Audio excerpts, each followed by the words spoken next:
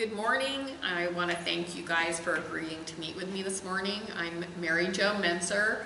I am running for Iowa District House 15, and I'm coming from a background of real estate where we have a trade organization. So today I want to learn a little bit more about unions through each of you and share a little information with people that are considering going into the trades.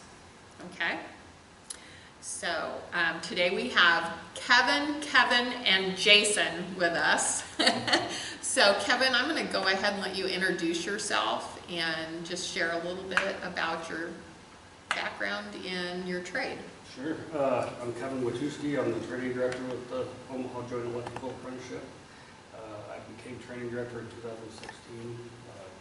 Got into the apprenticeship in 1995. Went through a 5-year program and turned out and worked out in the field as a journeyman, ran work, and then in 2001 I got hired on as a teacher, and then became assistant training director in 2007. Here at the local 22? Correct. Okay. And what area does local 22 cover? Oh, we cover it's like 8 or 9 counties in Nebraska, another 8 or 9 counties in Iowa.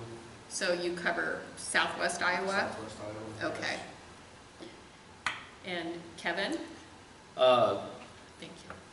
Also, I am Kevin Rupert. I'm the assistant training director here at the Omaha Electrical JTC. So basically, you can almost take what he said and subtract 5 years or add 5 years to it. I got into the trade after looking for a career versus a job.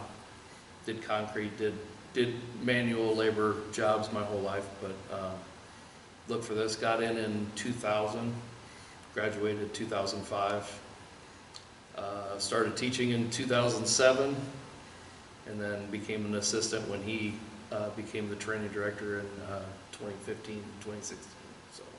And do you guys teach the same thing? Or since you're both at the same training center, or do you have different areas of expertise? Well, we got our own areas of expertise, but we don't teach full-time anymore. Okay. We have 35 instructors on. 35 instructors. Okay. Yeah, it's more of the administration of school. getting the books and Okay. all of the text and getting everything together every year to have all of our classes. But as often as you get called out to do things, that it wouldn't be fair to the apprentices and the apprenticeship itself to have us in a classroom anymore. We do a lot of tutoring on off nights that if they need extra help and things like that. But as far as being in the classroom 2 nights a week, it doesn't do a whole lot of good. Benefit anything. Yeah, for sure not. So. And Jason, you're from a different trade. Yes, so Jason Willey from Ironworkers Local 21, based here in Omaha. I got my start with the trade in 2005, so we're on a 5-year cadence here with the Kevins. But got my start in 2005, and then got accepted into the apprenticeship program in the fall of 2006. Graduated from the apprenticeship program in 2010, and then held numerous different roles and titles within not just the union structure, but as well as the contractors out there that we work for. Titles from job steward to foreman to general foreman. And then in 2017, I had the opportunity to join the training and education portion of the local and became the training coordinator in 2017. And I've been doing that ever since. When it comes to our instructors, much similar to the electricians at Local 21 for the ironworkers, we have a list of about 20 different instructors that we have take care of different subjects and different classes. Support of my daily duties involve making sure they have the curriculum materials lined out, making sure that we have any guest speakers lined up, and different events that happen within the apprenticeship and training program kind of fall on my shoulders to take care of. So similar scenario, similar background, we all just kind of picked a different trade and something that our paths kind of came to a head here and ended up meeting through leadership roles in the different local structures. So it's been good. What other trades do you guys work with? I mean, you're electricians, you're with the iron workers, what other trades? I know you're involved with other trades. We work with the plumbers, the steam fitters, the sheet metal workers, operators, engineer, elevator constructors. So we're all together, we all have the same goal. So off of that, how many local members do you have in your electricians union in the IBEW? And here at Local 22, we're about 2,400 members. 2,400. And how about Yep, with the iron workers, we're about 500 active working. 500? Yep. Okay. How many, I know there's needs, about how much would you like to increase that electrical? That's a good question. We're doing all kinds of research on who's retiring, how many Needs, we're yeah. replacing, and what the needs with the work. I mean, there's no exact science to it, but we have about 540 apprentices right now. 540, that's quite a few. And I have contractors calling me for needing more. And you have 540 apprentices, and you have contractors contacting you, they need more electricians in the industry. So what is an apprentice? An apprentice is somebody who starts out, he works underneath a journeyman wireman, learns the trade during the day out on the field, gets paid, and he or she comes back here to school. We do a night school 2 nights a week, either on a Monday, Wednesday night, or a Tuesday, Thursday night. So they work a full-time week. So I want to make sure I understand this. You graduate from high school and you get accepted into the apprenticeship, and then you go to work every day, and then you have school 2 nights a week. Correct. Okay. And what about iron workers? Is it a similar? Yeah, our training program's structured just slightly different. For us, pay on the job is the same, so the individuals are earning a wage as they're learning a trade. And then we also couple classroom-related instruction with those hours that they get on the job site. So the contractors are paying into their benefit package, and they're paying them an hourly wage rate. And as they progress on the job site with hours worked, as well as the time that they spend in the classroom, their wages are reflective of that. So they're paid a progressive wage, and for us, that wage increases once every 6 months. So give me an example, in theory, what could a young person that's starting out as an iron worker expect? I know we can't hold you to any wage, but kind of a ballpark. Yeah, ballpark figure is anywhere from $40,000 to $60,000 to start off with. $40,000 to $60,000 for somebody right out of high school? Correct. And is the IBEW the same? It's the same. That is amazing. That is amazing. And how much is their education? For us, their education amounts to roughly $1,000 worth of expenses, and that is it for the 4 years of our apprenticeship program. So $1,000 worth of expenses for iron workers per year, or for the entire 4 years of education? That would be the 4-year total. The 4-year total is $1,000. And what about you guys? They pay for their books each year. They've been paying $450 every year for their books. So a 4-year program. About $2,000. Just under $2,000. That almost seems like a no-brainer to me. Zero When you tuition. can make $40,000 to $60,000 a year, and your tuition for 4 years of education is either somewhere around $1,000 to $2,000. That is pretty amazing. What about benefits? Is there any benefits included in that? Yes, day one, your health insurance is covered. It's free. It does not come off your check. In our apprenticeship. Say that again, because that's a big one. Yeah, health insurance is free, Health insurance is free day one. basically. Okay. They gotta work 280 hours. 280 hours, And then- okay. Then the health insurance kicks To be in. vested, Okay. yep. Yeah, and then once they become a second year, they start, there's one pension that starts paying into right away.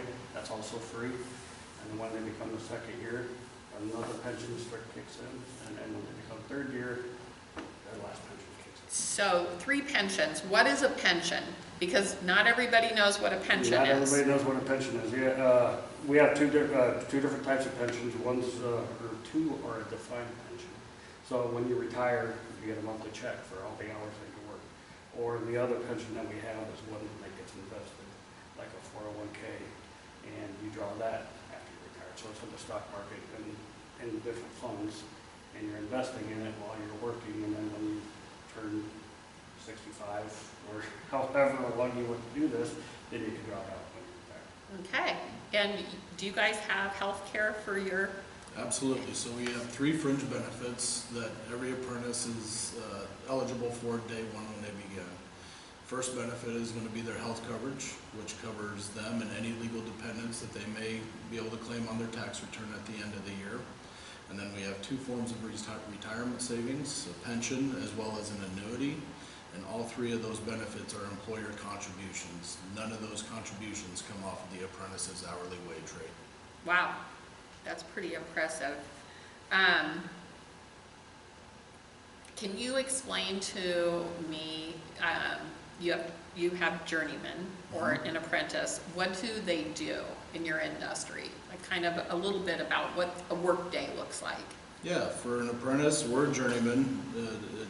Our work's not secular to one or the other, depending on certain activities based on skill set and knowledge base, but our daily activities involve creating the skeletal structure of any construction project. So everything from the initial footings that go in the ground with the rebar that is placed in those footings, to the structural columns, the beams that tie all those columns together, and then as well as any of the materials that need to be added to that structure to make sure it's safe for the occupants once we turn it over to the end user. So it's basically the skeletal structure of any construction project, whether it's a parking garage, whether it's a high-rise building, whether it's the zoo downtown with the desert dome. The glass panels is what we're also responsible for. So there's a lot of different facets to the trade. Welding being a key part of what it is that we do on a daily basis, but it's also a small part of what we do.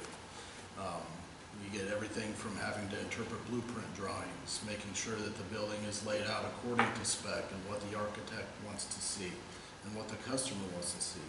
And then from there is putting those pieces together and then allowing the other trades to come in behind us and install the plumbing, the electrical, the carpentry, the framing, the finishing, the roofing.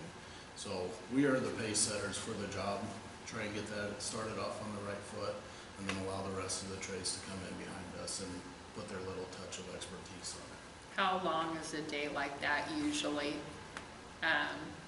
Is it an 8-hour day or? Yeah, so typically our projects are not scheduled for anything less than an 8-hour day. The good thing about working in construction, and bad thing I guess depending on how you look at it, is we are exposed to the elements. So if there's a weather day or something like that where we're unable to work outside because of the dangerous nature of the weather elements, we are paid at an overtime wage rate. So anything worked over 8 hours in a day is paid at the time and a half wage rate. Any time worked on Saturdays is paid at the time and a half wage rate, and then Sundays are also paid at double time, as well as any holidays. So there's a chance to make up those wages if we do have a weather event that doesn't allow us to work throughout the week. But for the most part, Omaha's been busy, the Council Bluffs area has been busy, and a lot of these projects are running on accelerated schedules to where they're working 9-hour days and an 8-hour day on a Saturday. So there's a lot of overtime in those hours that we are eligible to work without having to conform to the 40-hour work rule before that overtime kicks in. What about the electricians? As you'll hear in the conversation, a lot of, basically we follow the exact same schedule as far as 8 hours a day. And then the overtime after 8, and Saturdays and Sundays are the same or time and a half and double time. The biggest thing is that's probably happened in the last 15 to 20 years is nobody wants their buildings done any slower. You're seeing more and more that they're building into these projects to get them done as fast as possible. They are looking to add that money ahead of time, knowing that they're going to pay those rates because they want their stuff done faster. So it's awesome that our guys can go and make that rate every day that they work, that they're not having to work 40 hours if they have, it doesn't matter if they missed a day, ill or something like that, they still get that every day after 8 hours. So those long days get hard in the field, so it's nice that they're getting compensated for that. So.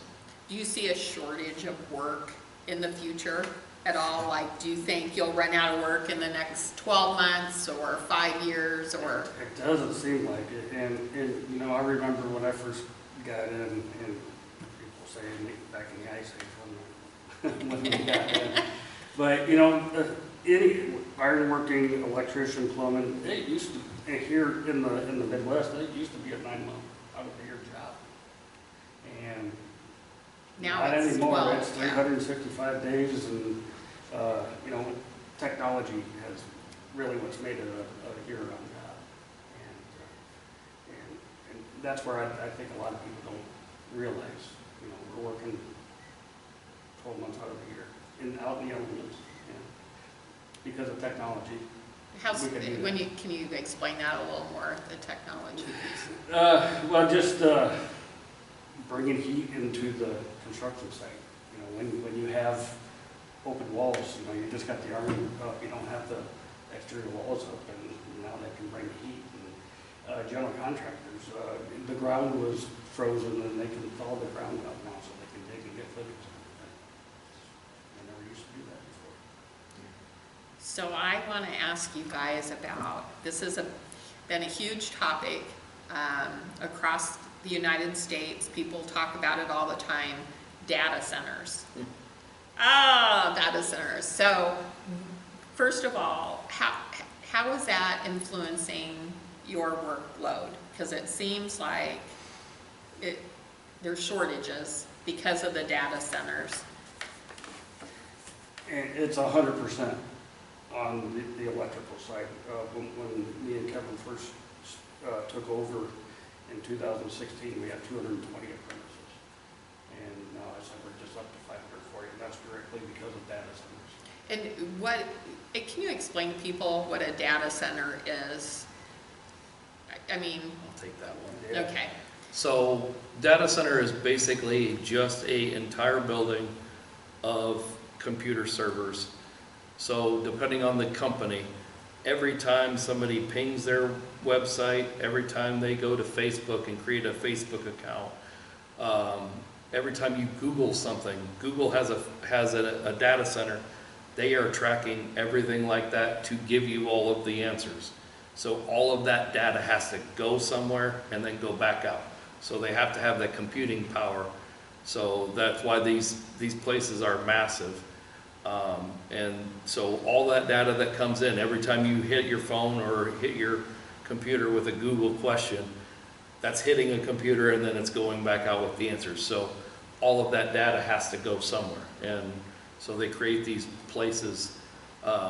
We laugh, Facebook, when they first came into town, they have an entire building that's dedicated to dead Facebook accounts because they legally cannot delete them. So they have to store them somewhere. It's all data storage. That's where your Facebook goes to die, huh? Yep, there's an entire building for it. All the inactive accounts. All inactive accounts. That is crazy. So you guys go in and you create the building, Yes. and I'm guessing you're going to be able to explain to me. I'm hearing a lot about water Yeah. and how it's affecting water. The water is essentially just used to cool. Can you explain that? Yeah, with all them servers run, and I mean, it generates heat, and so they're using cooling towers to cool the building off, and they basically run some water throughout the building. And so the water evaporates. And it gets hot again, and then it comes back out to the cooling system. So it's not going back into the ground, it's evaporating and going, Mostly. mostly, okay. So you have cool water that goes through the pipes to cool the There's air handling units inside that are cooling all of this stuff, but they run water. And it sucks that cold water in, and then it takes that, the hot water goes back out, and you'll see it on a data center if you drive by. Pretty efficient then. Yeah. Pretty efficient. Okay, because, people, that's been a hot topic in politics. Mhm. And I guess I wanted some clarity because there's a lot of jobs that you guys have had to create to get these data centers built. How many jobs are still created as a data center sits there? You still have electricians there, correct? Or am I misunderstanding that? We do, and they're doing maintenance and keeping it going, yes. So electricians are still working all the time. So in theory, an electrician could get a job manning a data center. Yes. Okay. And you guys probably, are you done with the data center after the construction Pretty then? much, yeah. Once the skeletal structure of the facility goes up, and the last piece of, whether it's precast or steel, is erected and put in place, there's a little bit of work remaining on the schedule, and then once we turn that project over, it's done for the iron workers. Okay. Yep, so there's not much on the maintenance side of things for our world. I have a lot of questions about that, but we're going to stop there because I think we could go on and on forever on it. But I do have a question. What kind of legislation do you guys want to see for your industries going forward?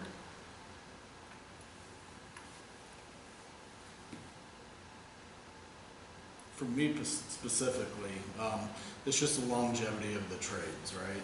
There's constantly going to need to be buildings built, and there's always going to need to be facilities where people go to work, where they eat, where they play, and where they sleep.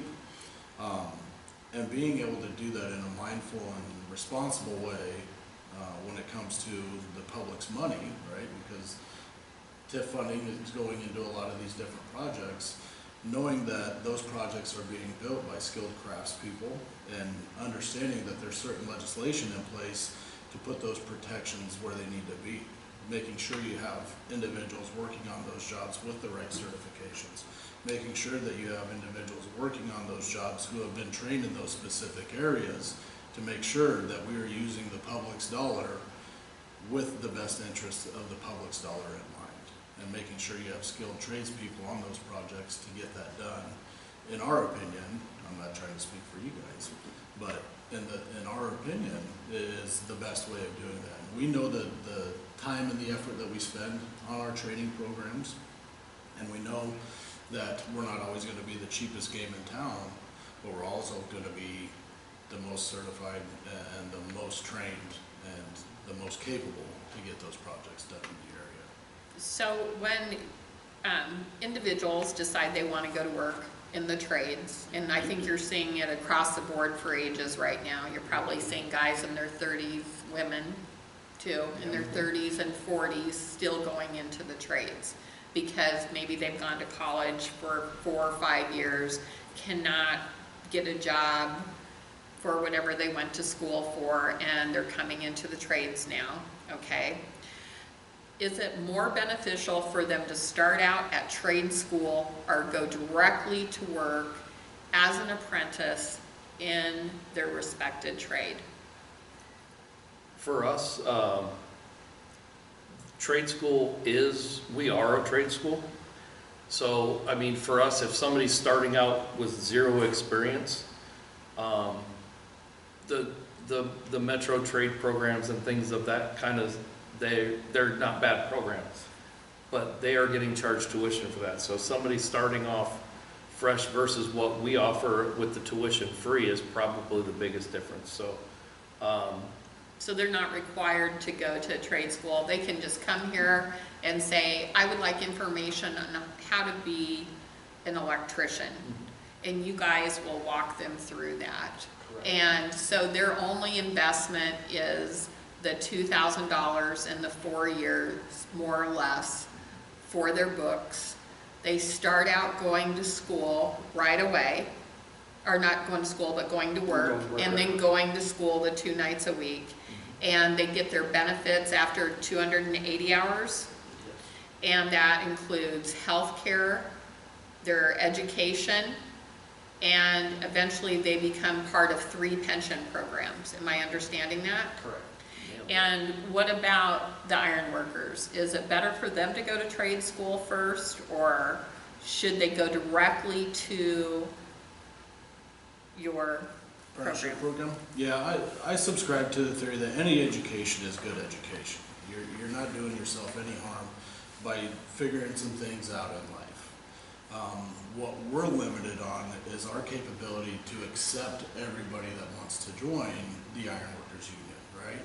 So there's only a certain amount of spots that we have available each year. So if somebody wants to get ahead of the game and say, hey, I know I'm going into this interview with very minimal experience or very minimal training, I can increase my chances by going to a trade school or a tech school and learning some of this stuff before I walk through those doors. By all means, great. That's a good decision on your behalf, right?